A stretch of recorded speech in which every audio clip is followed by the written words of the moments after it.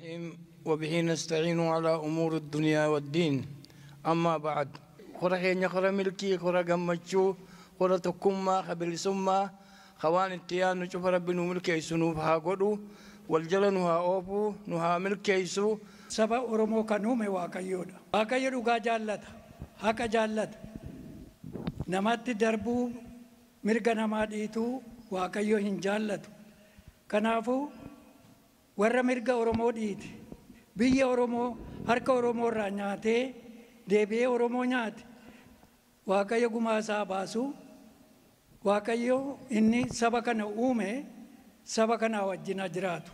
Jaalodhaa tasee miseensota gumii sabaa as jirtan hooggantoota baa'oo gadaa duraanii qondaalota abaa'oo qabsaa'ota mirga dhala namaaf falmitan hawaasa Oromoo Toronto hundi keessan kora hawaasaa kora baa'oo kutaa Kaanadaa irratti waan argamtaniif maqaa baa'oo kutaa Kaanadaatiin guddoon sin galateeffanna.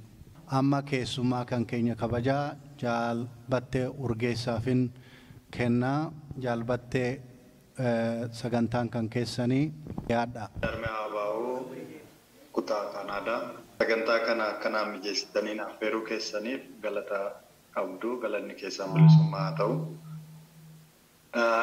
Akkuma yeroo adda addaa walii ibsaa turre haalli jaarmayaan keenya har'a keessa jiru waan jajjabduudha. Hawaasni keenya wanti keessa jiru waan jajjabduudha. Gama tokkoon duulli jaarmaya keenya irratti geggeeffame garmalee sochii dhorkee hojii idilee dhaabaa haala ifaa ta'een akkaan sochoofne fi waajjira gallee akkan hojjenne danqaan uttuumee ogguran irra kaa'ee jira. Hogganoota keenya akkuma beektan mana hidhaatti dararaa jira karaa adda addaatiin hogganoonni keenya miidhaa adda addaa jala jiru. Hogganoota keenya qofa otoo hin ta'in miseensonni keenya kan bebbeekaman godinatti aanatti kan hojii jaarmayaa qindeessaa turan baay'een isaanii dararama adda addaa keessa jiru. Hawaasni Oromoo bal'aanis akkanuma qe'een Oromoo bakka adda addaatti gubataa jira. Lolaa guddatu Oromiyaa keessatti tarii dhagaamee kan hin beekne seenaa keessatti illee kan dubbisnee hin beekne lolaa fi waraana jabatu qe'ee Oromiyaa guutuu irratti adeemsifamaa jira. Gama biraatiin immoo qabsoon diddaa Oromoo yeroo kamiyyuu caalaa yeroo itti jabaate ummanni karaa hundaan karaa danda'amuun hundaan bakkoota alagaan nu dura dhaabbatee nu lolu hundatti ummanni bifa gurmaa'een karaa itti dura dhaabbataa jirudha. Miseensonni jiran irraa haalli aanjessu hundumaan jiruu qabsoo yeroo kamiyyuu caalaa murannoodhaan itti deemamaa jira. Akkuma argitan kaa yeroo uummata irratti diroonidhaan gubbarraa boombiin itti roobaa ture magaalotatti mana barumsatitti iddoo gabaa iddoo waldaalee amantaatti yeroo uummanni keenya jimlaan ajjeefamaa ture kan bahee miidiyaadhaanis ta'ee karaa adda addaatiin dura dhaabbate jirudha. Kanaaf kana baay'ee isinitti immoo nan barbaachisu baay'een keessan ni beektu. Kunis wabii addaa argannee yookaan immoo immunitii hin hidhaminii qabaannee hin ajjeefaminii qabaannee otoo hin taane qabsoon hadhooftuun saba kanaa sadarkaa kanarra geesse amma immoo cichoominaan galma ga'uu qabdi. Kanaaf cichoomina keenya gaafatti waan qabnu hunda wareegne hundi keenya haala saaxilamaa akkasii keessatti jabaannee dhaabbanne uummata keenya onnannee onnachiifnee fuulduratti yoo deemne yeroo gabaabatti wanta hawwinu sun ni argama murannoo jedhuun itti deemaa turre.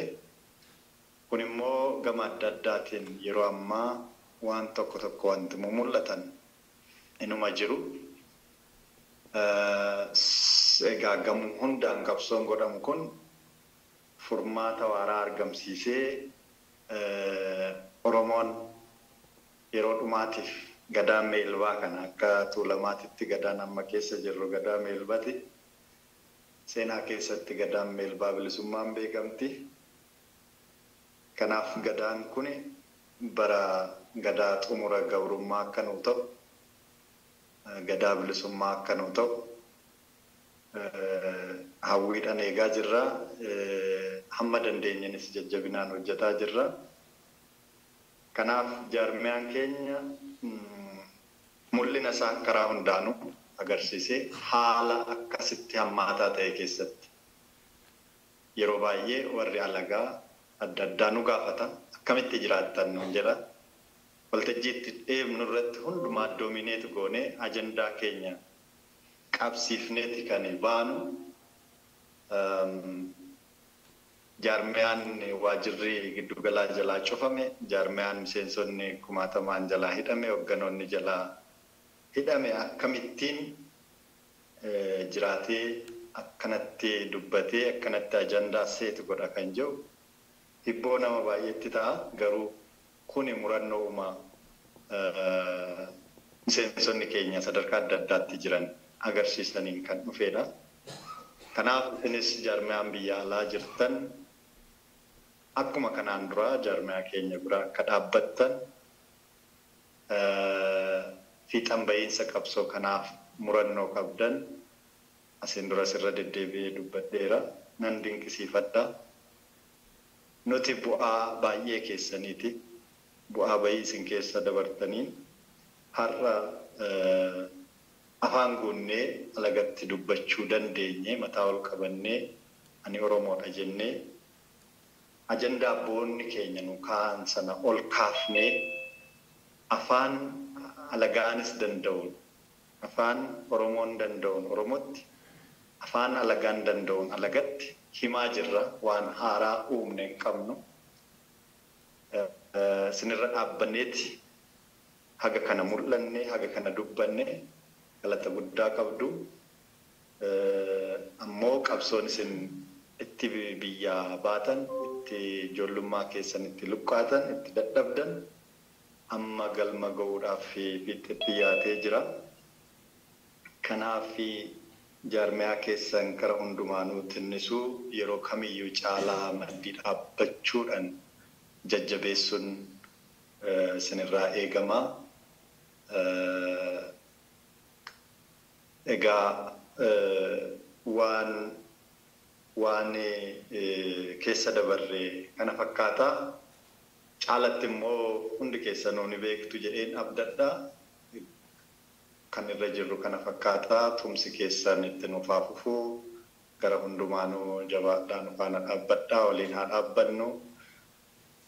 Oromiyaan ni bilisoomti yeroo dhiyootti. Injifannoon kan uummata Oromoo haa ta'u. Godhaa miseensa Shanee Gumii sarara irratti argamtu Jaal'odaa Tasee akkasuma hoogganoota gumii sabaa kan fagoo jirtan kan harma jirtan qondaalota ABO guutuu addunyaa irratti sarara kana gubbaa isin caqasaa jirtan miseensota keenya kutaalee addunyaa sanarra jirtan warri nu caqasan miseensota hawaasa keenyaa deeggartoota caayaalee hundinuu ilmaan Oromoodhaa kan guyyaa seena qabeessa kana waliin kabajuudhaaf guutuu addunyaa irratti wal dhagayaa jirru baga guyyaa gootota Oromoo kanaan nu gahe isin geenja.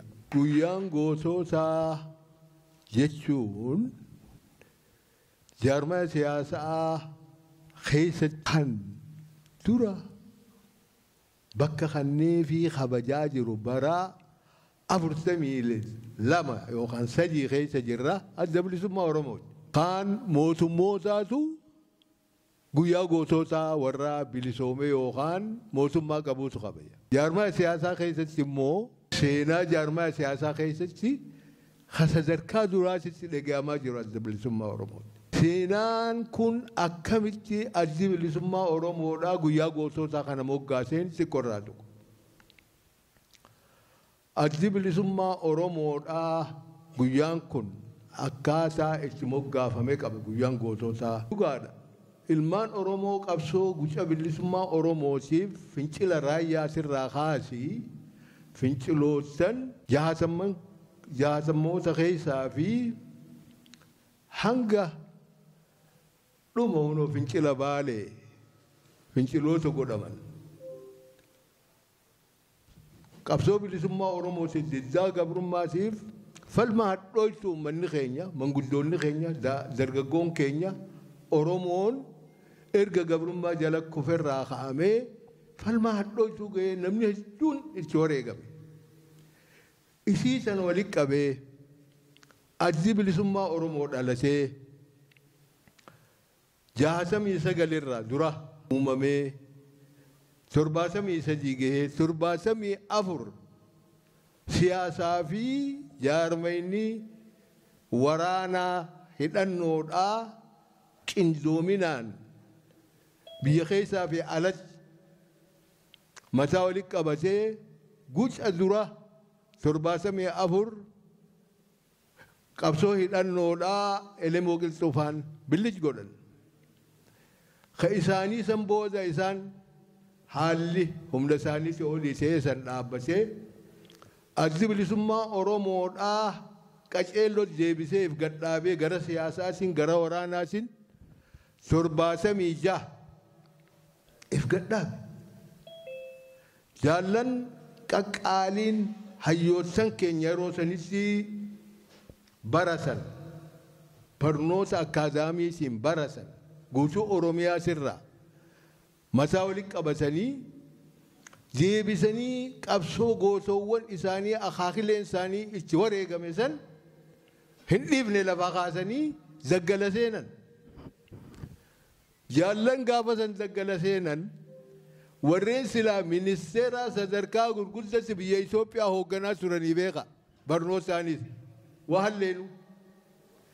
Isaan kun dhufanii Harargeetti gabbahanii maayyii irratti isaanii dhufee waraana dhaabbatee jaarmaa sochii waraanaa jalqabe lolli mootummaa Ziyaad Barree Soomaalii galbeetii fi Soomaalii abboo ummatuma keenya jaarrattee ifiifis akeeka silaa qabdi.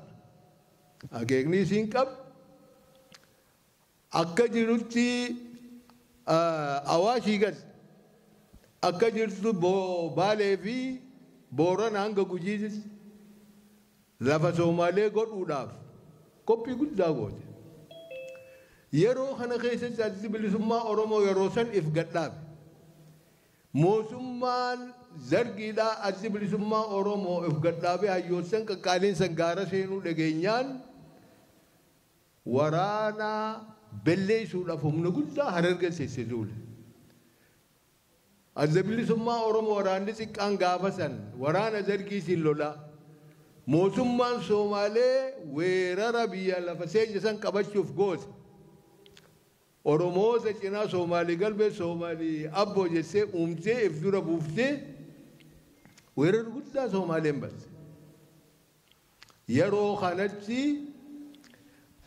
78 hanga 79 lola hamaa keessa ture adda bilisummaa Oromoo.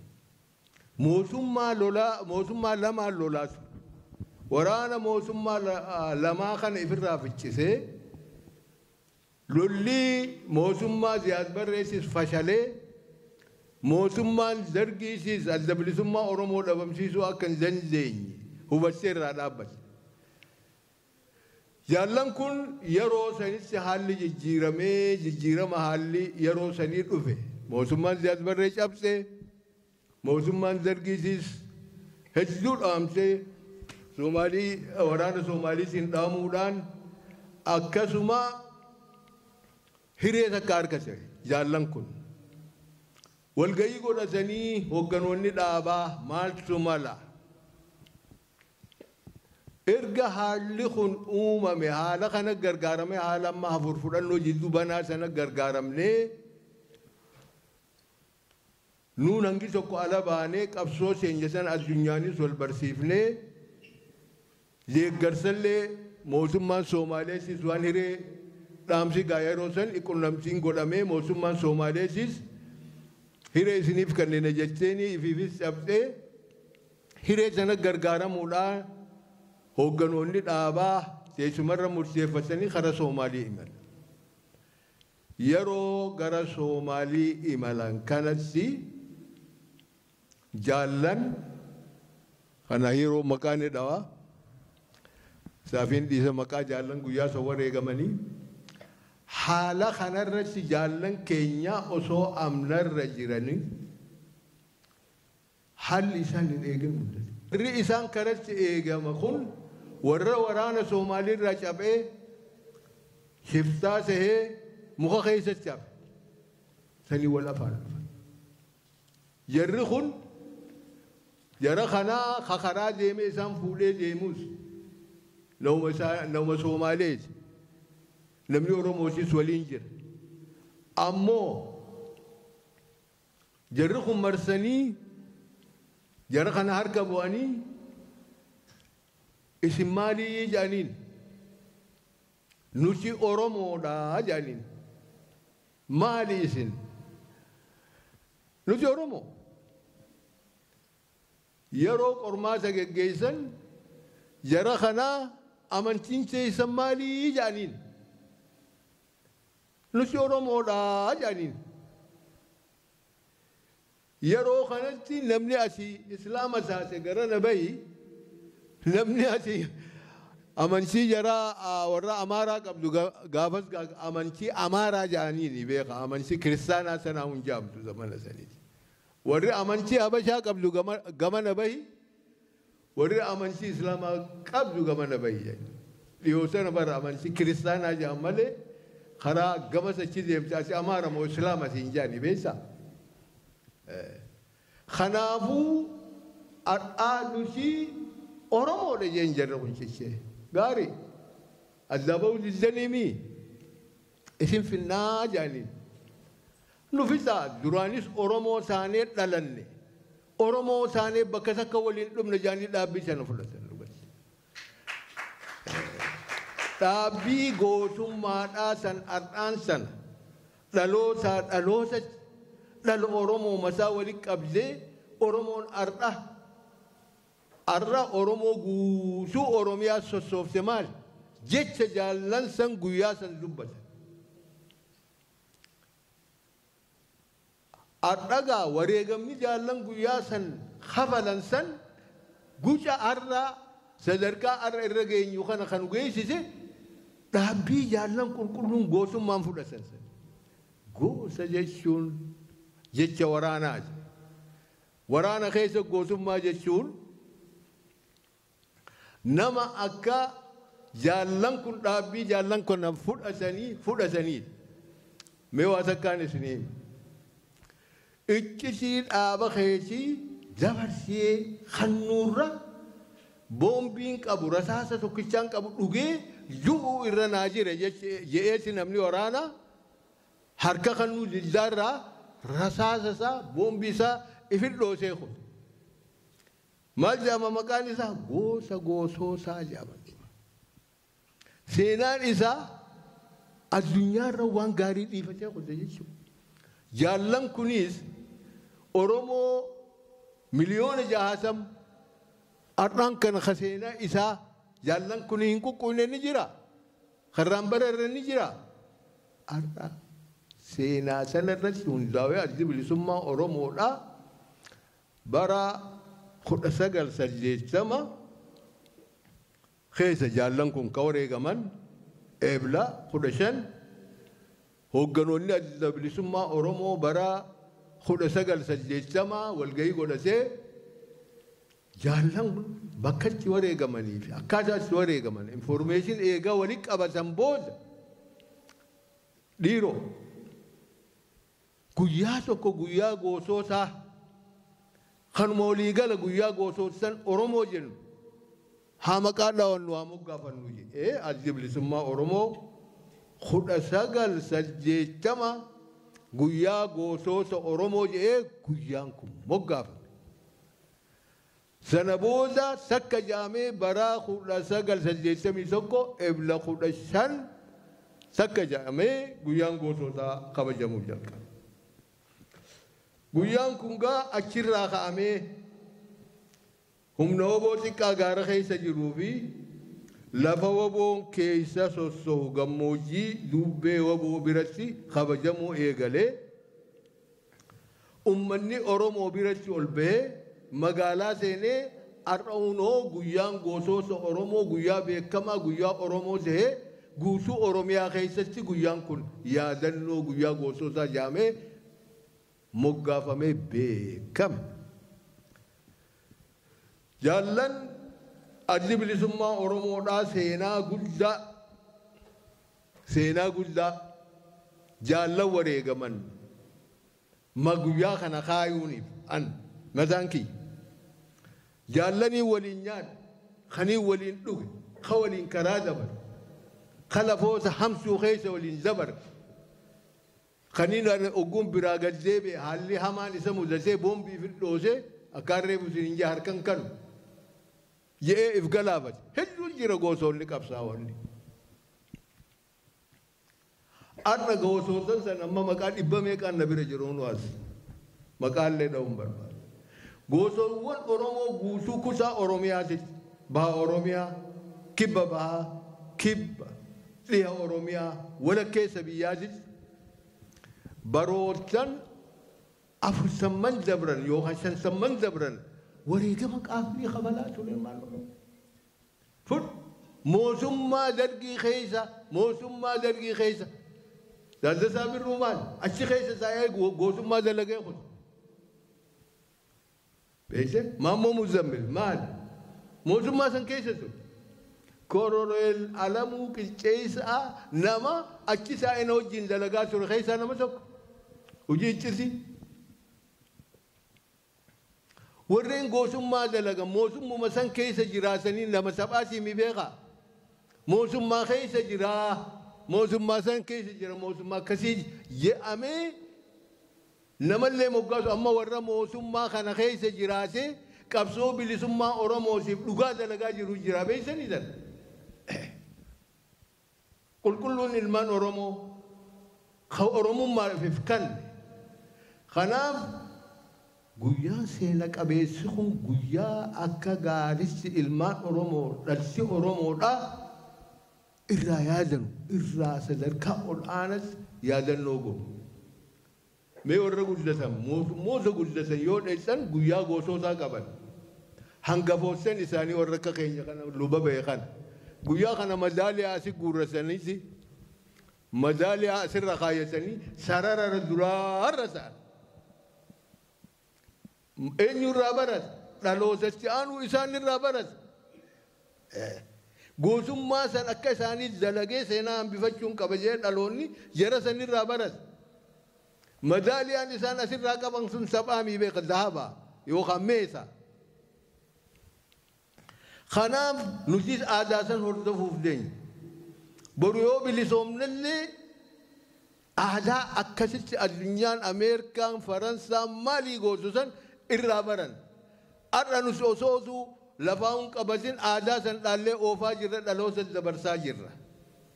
Kanaafuu guyyaa seena qabeessa kanaan baga isiniin geenjaa waraanummaa nama waraanaati waan waraanaa sakkaatti qosiniima. Lolaas ta'e jaallan lolli guddaan ta'e duuba rasaasa fixatan. Awwanna rasaasni lama sadii boombi sakka harkaaf nama sagal isaan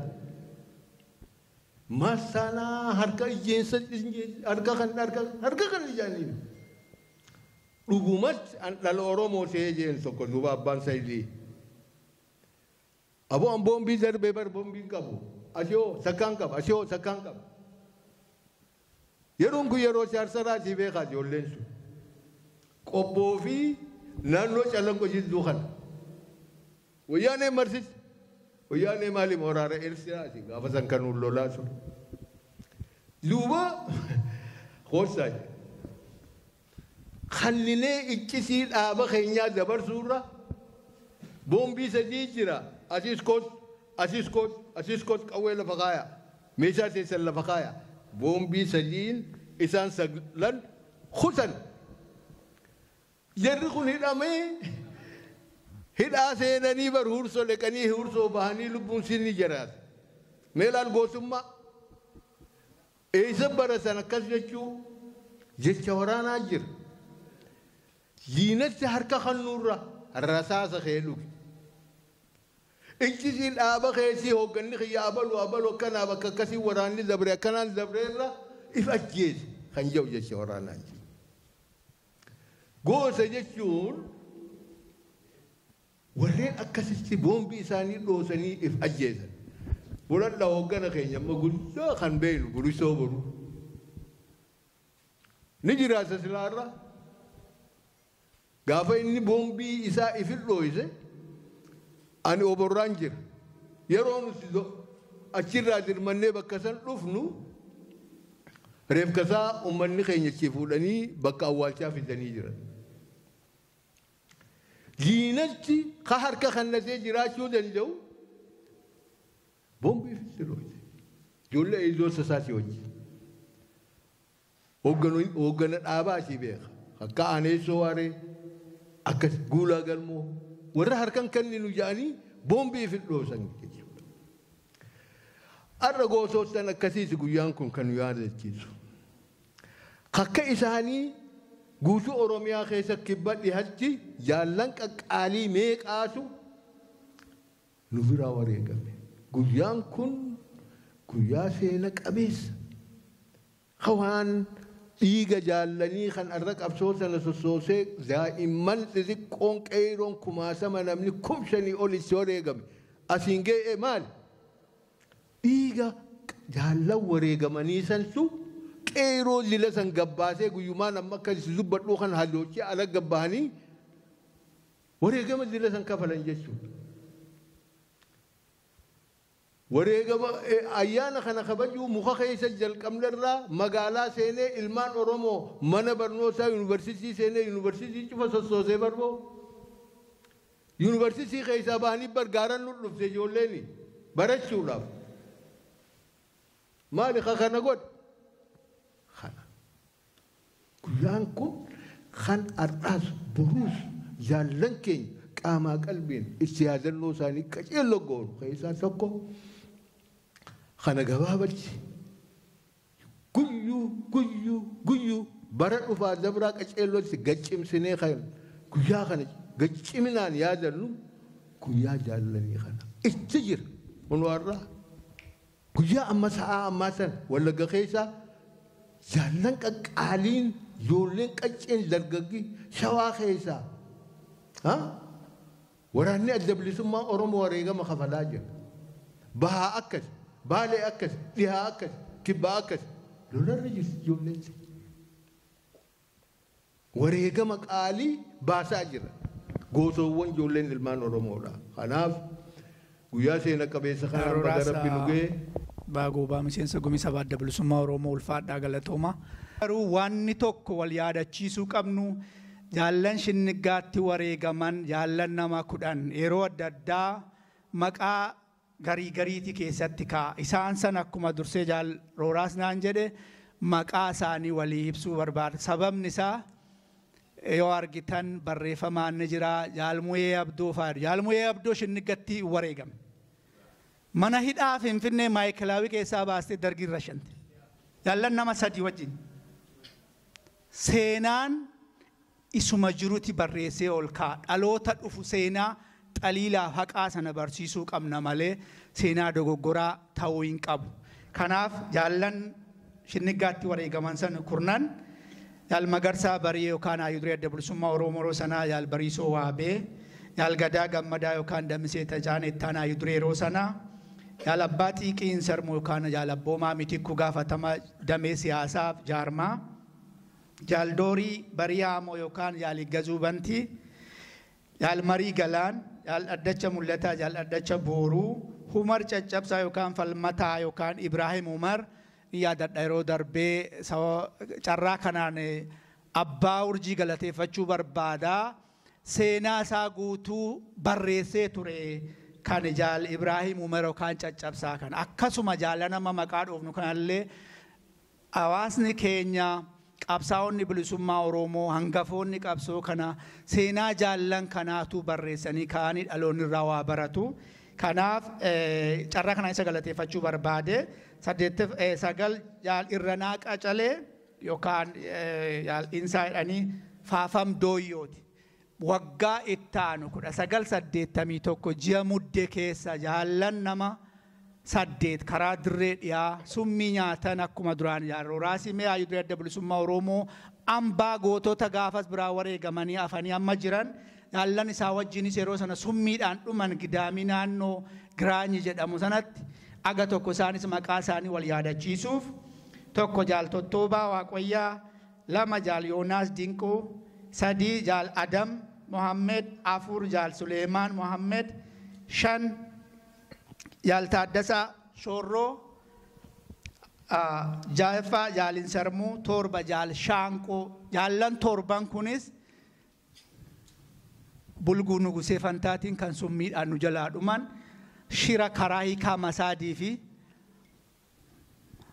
harka nyaatu seenaa naa qabatu Alii Birraa summii yeroo sana obboleessumti isaa haadhoo isaa qopheesseen jaallan torba wareegamanis isaanuma kana keessa jiru yeroo baay'ee jaallan karaa dirree dhiyaa dhuman sana maqaan isaaniis hin ka'u yaadachuu maqamna ayuduree adda bilisummaa Oromoo har'a afanii jiran ambaa isaan sanaati. Guyyaa yaadannoo goototaa kana yeroo kabajnu jaallan waa hedduun nama dhagahama miira adda addaa keessa nama galcha. Akka Oromootti nuti xiiqa'uu qabna. Oromoon uumamaan aadaa qaba. Nama isaa qomoo isaa irraa ajjeese utuu gumaan baafatiin yookaan gumaan hin kaffalamin hin araaramu. Gumaa gootota keenyaa hin baafan. Oromoota garii sirna gabroonfataa kanaa wajjin galanii wajjin hojjetan bakka isaanii natti dhaga'amaan. Oromoon gumaa gootota keenyaa hin baafan. Gumaa sanammoo namarraa miti sirnarraa kaffalachuu qabna. Sirnadha kan namoota keenya ajjeese. Gootota keenya Oromoota kan ajjeesaa jiru sirnadha. Sirna abaarreetti dhaadanne sanaa wajjin warreen galanii hojjetaa jiran sammuu isaan ittiin hojjetanii wajjin jiraatan anaaf gaaffiidha. Xiiqa'uu qabna, miciraan horachuudha qabna. Akkuma Jeneraal Taaddasaa Birruu Oromoo aannan okaa baaduu dhuguu qofatu hin ta'in maal jedhe mixatti dabaladhaa dhisan miciraan horachuu qabna. Warreen Oromoo ajjeesaniif ajjeesaa jiranii wajjin haraaramuun aadaa malee. Oromoon utuu aadaa dhalootaan qabnu qabna. Akka dhaabaattis faaruu kana keessa jira. Gumaa jaallan keenyaa baasuu qabna.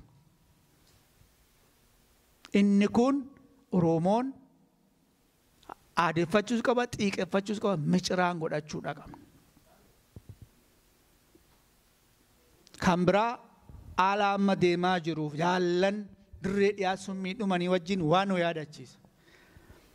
An akka nam tokkootti akka miseensa adda bilisummaa Oromootti Nugusee Fantaaf Abiy Ahmed bakka tokkotti hin fudhu. Akka tokkottis ni isaan ilaala. Qabsaa'ota bilisummaa Oromoo Nugusee Fantaaf summiin fixe. Abiy Ahmedis waraana bilisummaa Oromoo irratti summii roobse xiyyaaraan ummata keenya giddugala Oromiyaa irratti seenaan galmaa'ee taa'uudha qaba. Wayyaaniin hin hojjenne waan Abiy Oromoo irratti hojjete.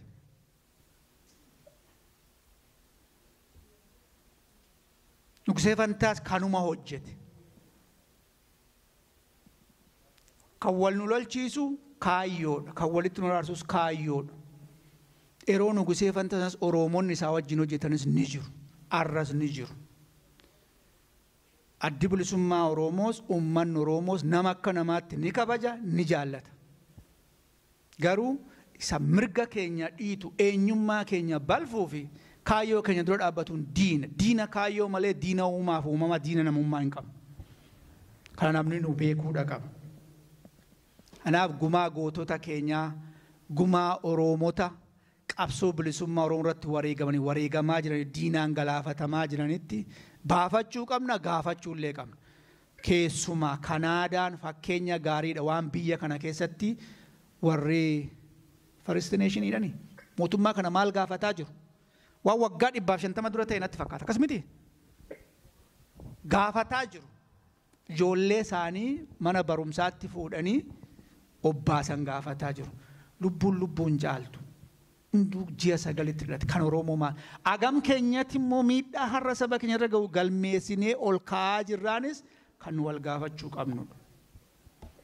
Ummata Oromoo har'a qabsaa'ota bilisummaa Oromoo har'a sirni Abasha Haile Sillaasee haga mootummaa Phiiphii ammaatti kan irraan ajjeefamiin irraan hidhamiin hin miidhamiin hin jiru.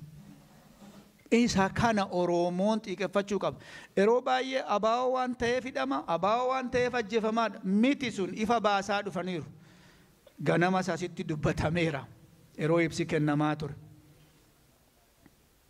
Opinion Phiiphiin biyyaayyuu maal jedhamaa jiru abaa'oo jedhamaa jiru.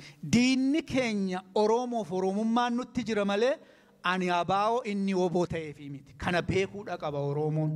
Kan nu gaafataa jirrus mirga sabaati, mirga biyyaati. Mirga miseensa adda bilisummaa Oromoo miti kan nu gaafataa jiru. Waa'ee miidhamuu maatii qabsaa'otaa miti kan nu gaafataa jiru.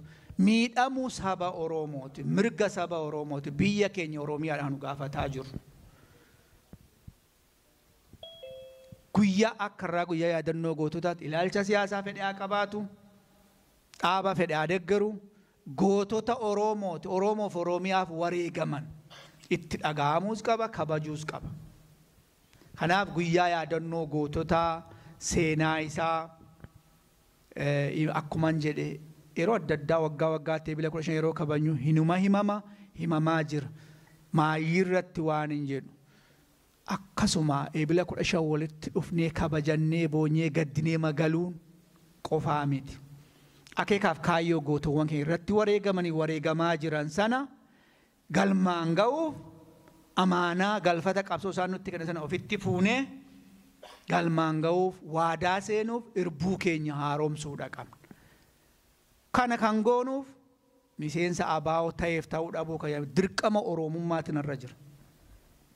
Oromoo ta'ee dhalachuu kiyya dirqama sabummaa fi dirqama Oromummaa kiyyaatiin irra inni miseensa adda bilisummaa Oromoo taatee irbuu seente sun dabalata.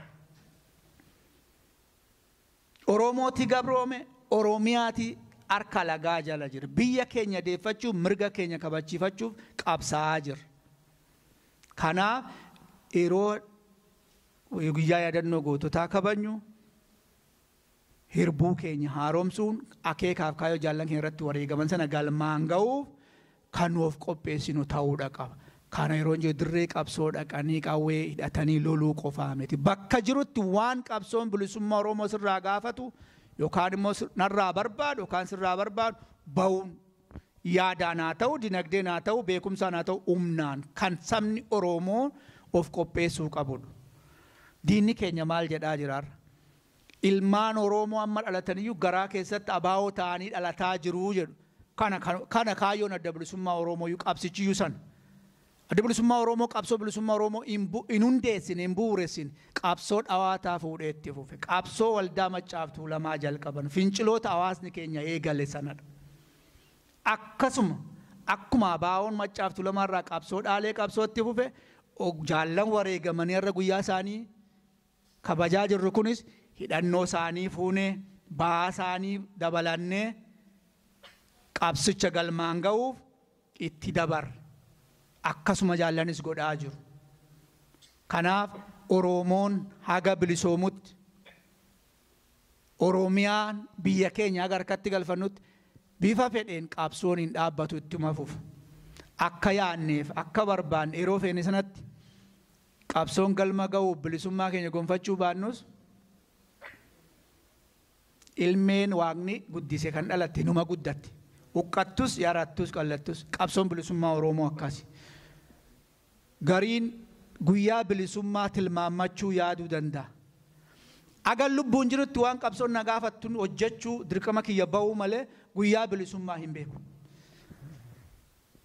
keessumaa nuyin dhalanne dachiirra amma jirru kun hagan jirutti qabsoon wareegame gara karaa waaqaas ta'e addunyaa kanarraa deemutti waan qabsoon bilisummaa Oromoo na gaafattu baasuun qaba godhuun qaba akka itti of qopheessuu qabna malee bilisummaan bara dhufu tilmaammachuu hin dandeenye. Wanni tokko immoo ni jira. Akkuma Oromoon waan facaasan haammatu akkamiin as geenye wareegama gamitti baasnee as geenye wareegama hagammaa baafnee as geenye yoo ilaalle haga nu hafe tilmaammachuu fi hagama tarkaanfachuu dandeenyus ni beekna.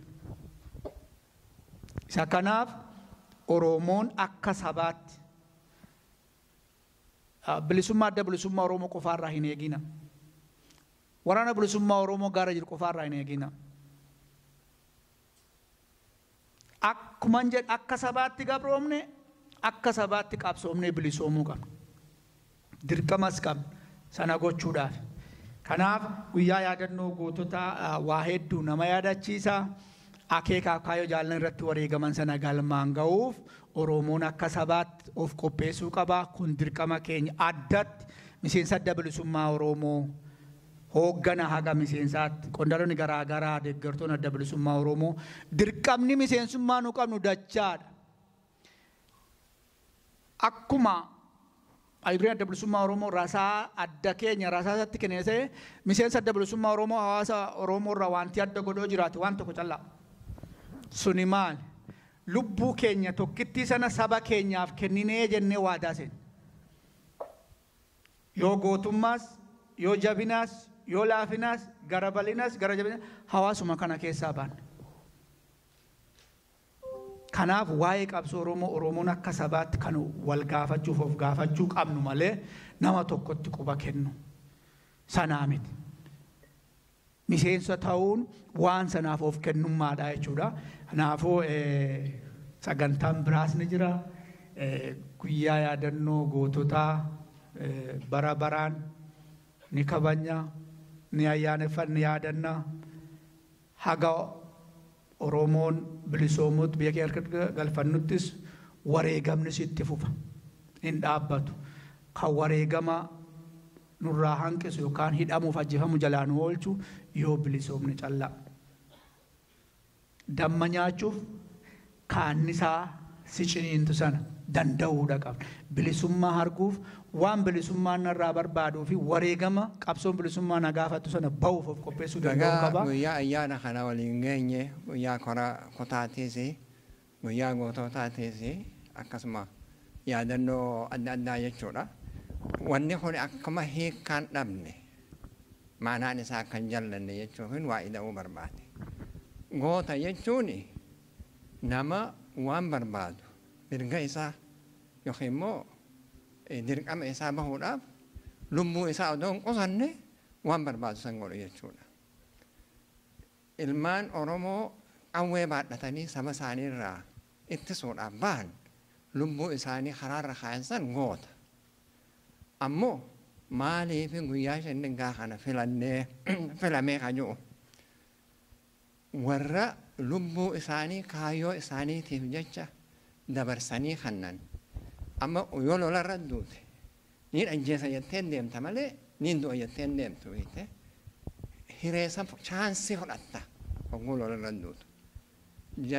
Warri amma ifkannee diina balleessee bommii fidhoosee wanni godhu kuni diina san balleesseetiin du'a jedhee dhaqa. Warri shannigaa wanni isaan addatti tahan kan muslima taatan gara namaa kiristaana taatan gara namaa jennaaniin muslimaas taane kiristaanaas taane nuti Oromoodha. Walumaan kufnaa waliin baanaa jedhan. Akkam baane ni beekan. Akkam baane ni beekan. Kaayyoo saniif jecha lubbuu isaanii jiraachisuu danda'an.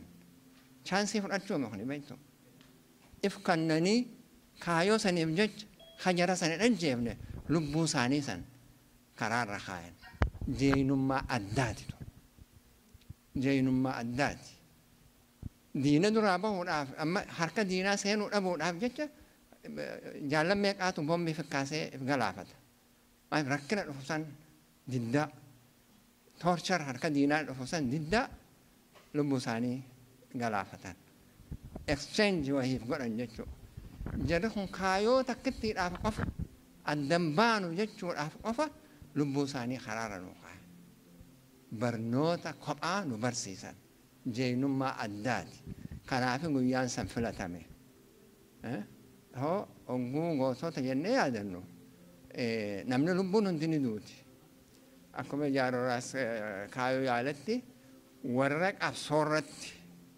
wareegame itti yaadanna nu hundinuu du'uuf teenya nu hundinuu waa gumaachine qabna namni seensa jiru kun hundinuu waa gumaacha qaba kana hundacha keessa hin jechuu miti warri wareegame saniif nu jecha wareegame sanuma goona kana akka sanitti haalaallu akka taayitila shumata jarri jiru hamaqaa namaa kannan sanii miti jechuuf hin jee fayyaada. Hooggantoonni dhaabaa kan biyyarraa sagalee hawaasa kanatti dubbachuudhaa argatan hedduu galatoomaa bakka jirtan isin jechaa jaalbatte wanni inni gaafachuu barbaade haala yeroo ammaan tana deemaa jiru wal qabatee hegereen adda bilisummaa Oromoo yookaan hegereen adda bilisummaa Oromoo biyya san keessatti qabu maal fakkaata? Hegereen jaarmiyaa Oromoo adda bilisummaa Oromoo waan nama yaaddeessu hin qabu. Araarri yoo bu'ee nagaan yoo bu'ee gaaffiin Oromoo karaa nagaatiin hidhee argatee kan deebi'u yoo ta'e kanatti Oromoon marti gammadaa ta'a. Adda bilisummaa Oromootis ni gammada. Sababni isaa sochii siyaasaa sochii jaarmiyaa nuti goonu karaa tokkoonis ta'e karaa biraatiin kan danqaachituume tokko waraana Oromiyaa keessatti jiruu fi sochii waraanaa jirudha. Gama tokkoon mootummaan kanatti hirkisee adda bilisummaa Oromoo adamsa. Garaagarummaan qabdan jedhee halkanii guyyaa bakka deemnu hundattuu danqaa nutti uuma. Keessumattuu magaalota gurguddoon ala jechuudha. Kanaaf dhibdeen kun furamee karaa dubbii waraanaatiin wanti jiru kallattii yoo qabate abaa irratti miidhaan inni qabaatu hin jiru. Araaramni kun fakkeenyaaf yoo kan gartee najjahu ta'e abdii akkam irraa qabdan isin. Waraana keenya akkuma durii sanitti neexaniiti hiisisiiftan moo yaada akkam qabdan isin. Yaada akka isin qabdanii meenuufillee ibsaa gaafatillee yaadarra kannanna. Anan gaaffii qabu erga bilisa ta'anii mana murtiitti bilisadha. Hana argaan jirre dhagaa yookaan immoo akkanaa ibsataniif waa hojjetamaa jiru. Dookimeentirii ta'e waan kun akka isaan mana murtiirra bilisa ta'an beekamaadha. Biyya alaa kanatti dippiloomaasii attamiitu hojjetamaa jira? Maaltu hojjetamaa jira?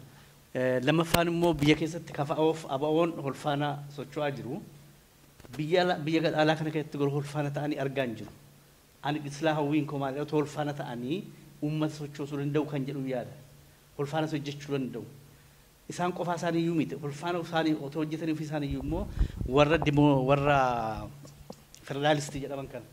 Sidaamaan jiru warri kaanis jiru. Isaan irree orgaanaayizii godhanii sochoosuu danda'u turan. Kaampii federaalistii kana. Ammas ABO'n liidii fudhatee kafa wajjin ol ta'anii kana hojjechaa turan argine. Kanaaf kanarratti maaltu yaadameera kana galatooma.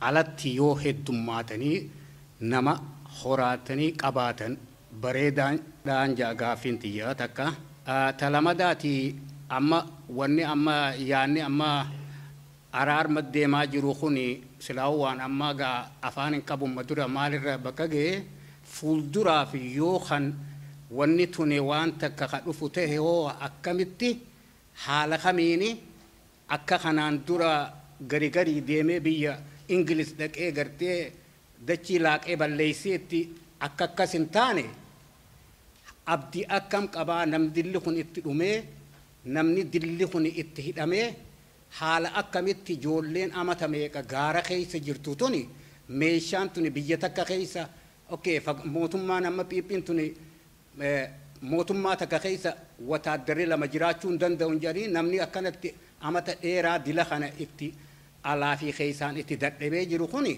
fuulduraaf maal yaada qabaa kaafaayoonii fi addi bilisummaa abaa'oonis haala akkamitti woboo wajjin yaanni isaanii wali hidhaa mee tana akka nu ibsituun barbaada. Akkam ta'a kan jedhu kooshee iskooppii keenyan alaa maaliif dhimma waraanaa ilaalchisee amma mariin godhamaa jiru jaarmiyaa keenya kan hirmaachisee miti. Kanaaf waan godhuuf jiranii fi waan irratti wal ta'uuf jiramu yoo wal ta'ame jechuudha. Waan beeknu hin qabnu waan hin beekne irratti immoo yaada kennuun ni ulfaata. Bayiisaa laallee waan jennu ni qabaanna. Kanan jedhe duratti yoo akka malutti kana jala naamuraa akka qabsoon Oromoo kanaan dura gaafataa turetti karaa sanaan akka malutti jechuun waraannis akka ta'amuu malutti qaamni sadaffaa gaaraantii kennuu akka danda'utti wantoonni Oromoon barootaaf gaafatu yeroo maayitiif furmaata argachuu akka danda'utti yoo rakkoon kun kan furamu ta'e bu'aa qabaadha kana nani jedhe yoo sana ta'e immoo jaarmiyaan hidhannoo irra jiru kun deebi'ee jaarmiyaa sibilitti yoo deebi'u silaa maqaa waraanaa qabatee hin galmaa waan ta'eef jaarmiyaa siyaasaa isaatti makamuun waan oolledha. Sana immoo akkamitti goonaan waan ittaanee hundi keenya irratti yaannee gama hunda keenyatiin gahee taphannuudha. Naanna'ee abbaaf ilma waan ta'eef baay'ee walirraa fagaata jedhee yaadu amma waan baay'ee dubbachuun na rakkisa waan ta'eef kan akkasitti naa hubadha. Sababni isaa rakkoon politikaa bu'uuraan akka furamu yoo barbaadame marii qaamni lamaan tokko qofti waliin dubbatee fixuun ta'u isaanis warri waliin mari'ataa jirus kana hin hubata jedheen abdadha. Ittaansee kan jiraatu malu marsaa ittaanu jaarmiyaaleen Oromoo lamaan keessumattuu ABO'n KFO'n rakkoo keessa jiru harka caalummoo ABO'n rakkoo hamaa mootummaa kanaa wajjin qabaatee mootummaan waajjira irratti cufee rakkoo adda addaan irraan gahaa jira.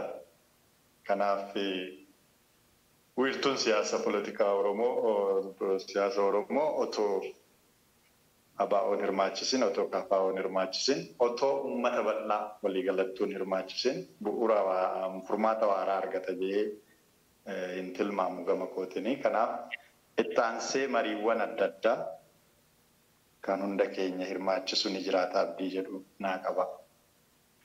Kan biraa KFO wajjiniin asitti sochii gootan kana otoo alattis mul'atee kan jiru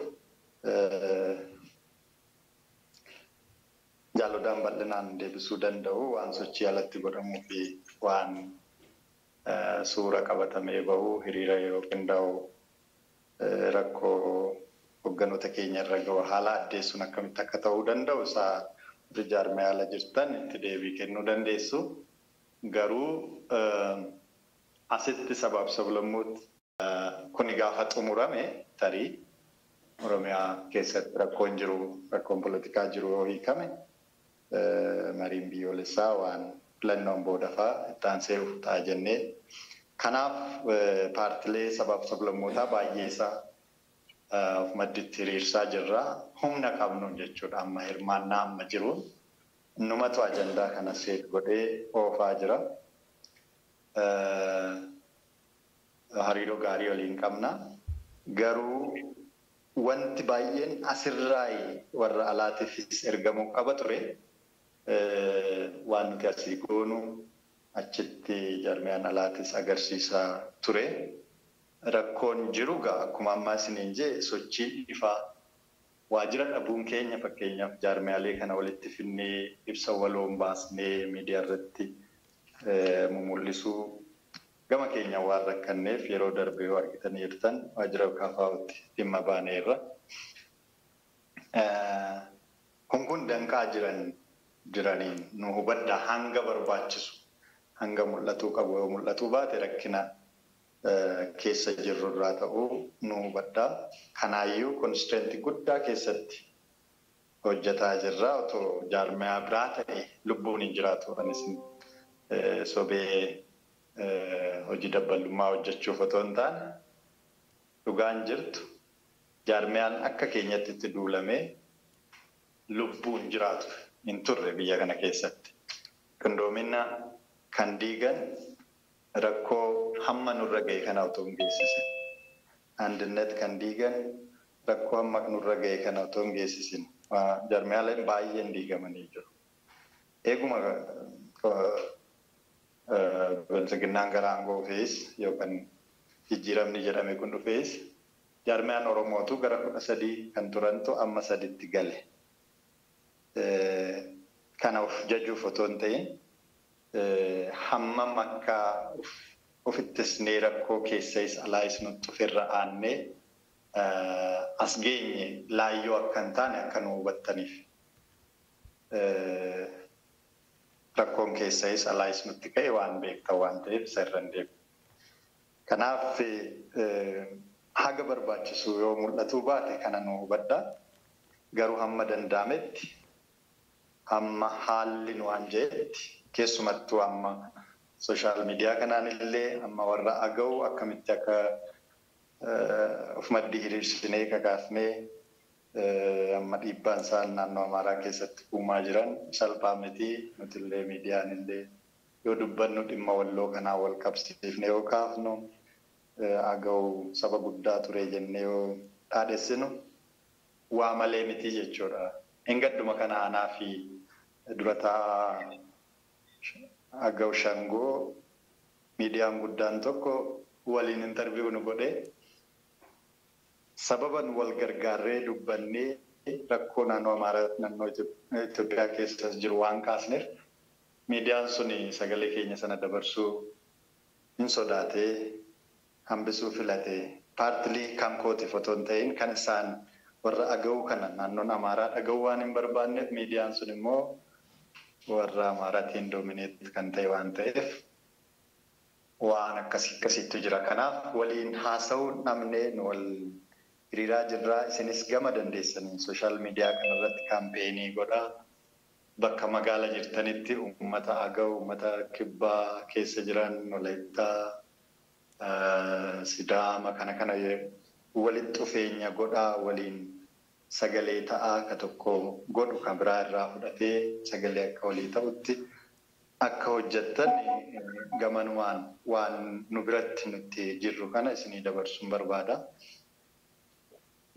Kan biraa waa'ee hoogganoota mana hidhaa jiranii akkuma beektanidha wanta addaan jiru.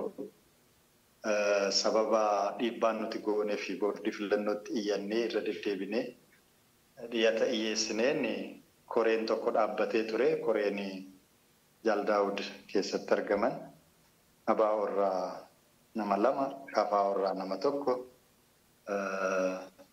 Bilchiginna irraa nama 1, boordii filannoo irraa nama 1 godhanii nama 5 uumamee ture. Koreen tuni gamasitti imaluu sagantaa qabsifatee poolisiidhaan haala naanjessaa guyyaa wixataa achitti argamneetti isaan daawwachuu barbaadna jedhanii jimaata gaafa xalaa barreessan sanbattikaa jaraachii baasanii yeroo muraasaaf as buutee dhabnee turre. Amma garuu burraayyuu jiru amma dukkam jiru. Seeshaalii ooksaa uumaaf godhan jennee amannee waan daawwannaa sana jalaa investigeeshinii sana jalaa ooksuudhaaf godhanii.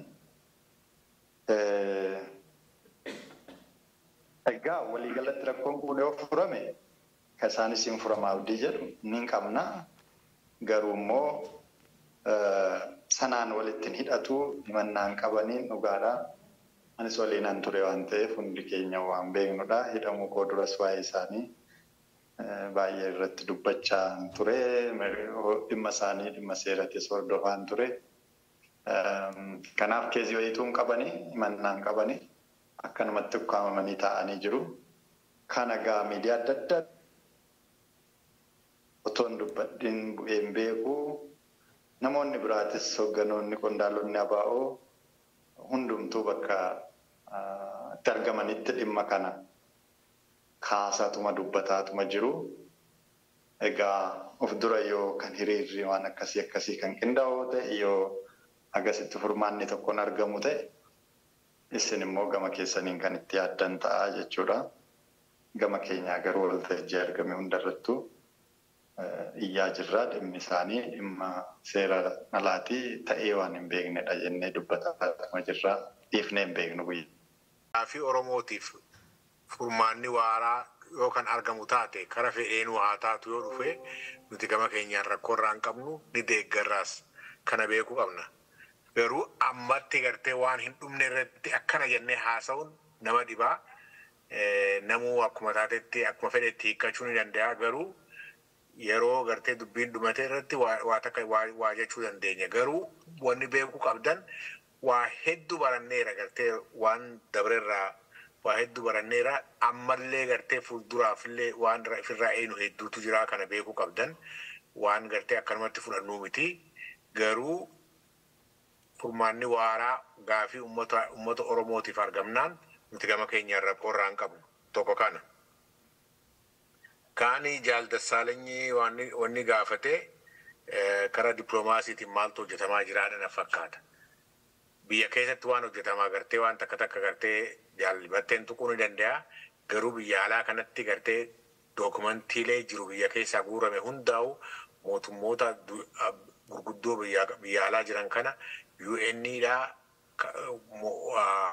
mirga hiree mirga murtee wanni dhaabota non-profit organization kan ta'u warra jiruuf hunda yeroodhaan itti kaninee haala jiru gartee waan including gartee warra mana hidhaa jiru irratti rakkoo irra jiru hunda beeksisaa jirra. Kuni waan biyya alaa kana keessatti hojjetamuudha. Advocacy irratti hojjechaa jirra. Kana gartee dameen hariiroo alagaa hedduu hojjetaa jirti yeroo ammaan tanaa kana keessatti fuulduraaf gartee waan fuula isa akka gaariitti gartee ibsinu ta'a jechuudha. Garuu biyya alaa kana keessatti haalli jiru hedduu akka wayyaa'u godhaa jirra. Akka uummannis beeku mootummoonnis beekan godhaa jirra. Kana gartee akkasitti yoo beektan gaariidha jeetiin yaada. Kan biroo gartee miseensonni kora gartee 2017 irratti godhamee miseensonni gartee 80 ol tuufilamee miseensonni 80 ol haala 40 irraa gartee 80 geenye jechuudha. Haala biyya keessa jiru biyya keessa galamurraa waan barbaachisuuf jecha 80 goone jechuudha. Kana keessaa kanneen gartee PP'tti galanii fi kanneen mana hidhaa jiran kanneen immoo gartee waraana keessa jiran yoo fudhanne dirana gartee hedduudha jechuu hin dandeenyu. Haa ta'u malee kanneen gartee lafa jala hojjechaa jiran mootummaa jalatti gartee funyaan mootummaa jala hojjetan akka gartee hedduu ta'an beekuu qabna. Qabsoon keenya hin dhaabbanne lafa jala galee lafa jalatti hojjechaa jira. Wannummaan gartee Amaaraa fi PPU dirana addi bilisummaa Oromoo sodaachisee waajjira keenya banuu didanii miseensota keenya hogganoota keenya gadhiisuu didanii fi inni guddaan kana addi bilisummaa Oromoo sodaa irraa qabu. So kanaafi namni keenyaas kan biyya alaa jiru kana beekuu qabna. Hanga dandeenya gartee gargaaruudhaa fi hojiidhaan mul'isuu qabnaa kan jiruun qaba. Kanumaan itti dabaluu barbaada. Egaa kanatti aansuudhaan akkuma beekamutti naannoo keenyatti keessattuu dhuga wanni dho'isuu dandeenyu hin jiru. Warra akka Jaal Nuuraddiinittu jira kan silaa osoo irra jiraatee manni kun adda ta'u jechuudha. Haalli biyya keessa jiruu fi haalli yeroo ammaan tana qabsoo keenya keessa jirtus ni beekna.